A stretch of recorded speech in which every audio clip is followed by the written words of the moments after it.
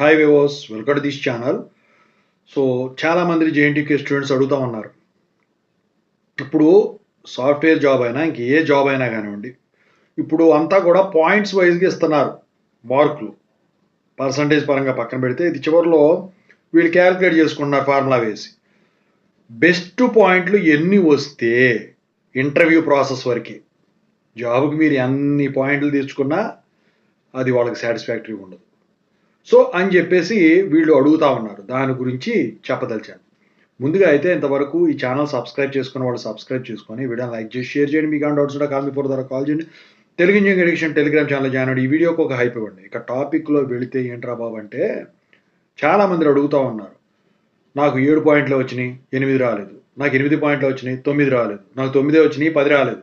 ఎందుకని పాయింట్లు? First class ఉండాలంటే 7 పాయింట్స్ ఉంటే సరిపోతుంది. 65% వరకు వస్తుంది. 60% ఫస్ట్ క్లాస్ అనుకుంటాం. ఫస్ట్ క్లాస్ పైన ఎన్ని ఉన్నా కూడా ఇన్ఫోసిస్ వచ్చేసరికి 65% అబౌవ్ అడుగుతారు. ఇక అంతకు మించి ఎంత వచ్చినా కూడా ఇంటర్వ్యూ ప్రాసెస్కి అందరినీ పిలుస్తారండి. అక్కడ మీరు 9 వచ్చినాయా, 10 వచ్చినాయా, 8 వచ్చినాయా అని చూడరు.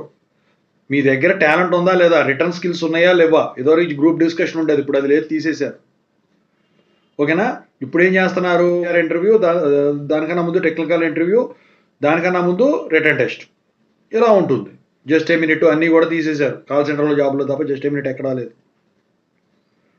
సో పాయింట్లు మీకు బెస్ట్ పాయింట్లు అని ఎప్పుడు అంటానంటే, నేను 8 points 7 points more than enough. 60% దాటే పైన, లేదా 65% వేసుకోండి. జాబ్ అయితే రావటానికి ఇంటర్వ్యూ దాకా అయితే వెళ్ళగలుగుతారు. ఆ తర్వాత మీరు మీ స్కిల్స్ మీరు ఎక్స్ప్లోర్ చేసుకోవాలి, అంతే.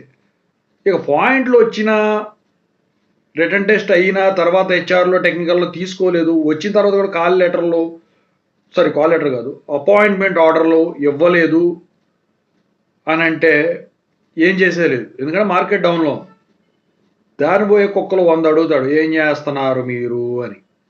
ఆ కుక్కలందరికీ మీరు సమాధానం చెప్పాల్సిన పని లేదు. ఎందుకంటే మార్కెట్ డౌన్.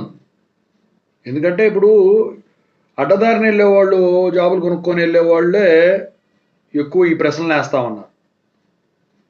ఓకేనా. వాళ్ళ టాలెంట్ ఉండదు, తోటకూర కట్ట ఉండదు, ఈ పాయింట్లు తెచ్చుకుంటారు, బ్యాక్ డోర్లో కడతారు, అన్ననో తమ్ముడినో బావనో ఫ్రెండ్నో ఎవరినో పట్టుకొని. సో వాళ్ళు చేసుకుంటారు. దాని గురించి మీరు భయపడాల్సిన పని లేదు.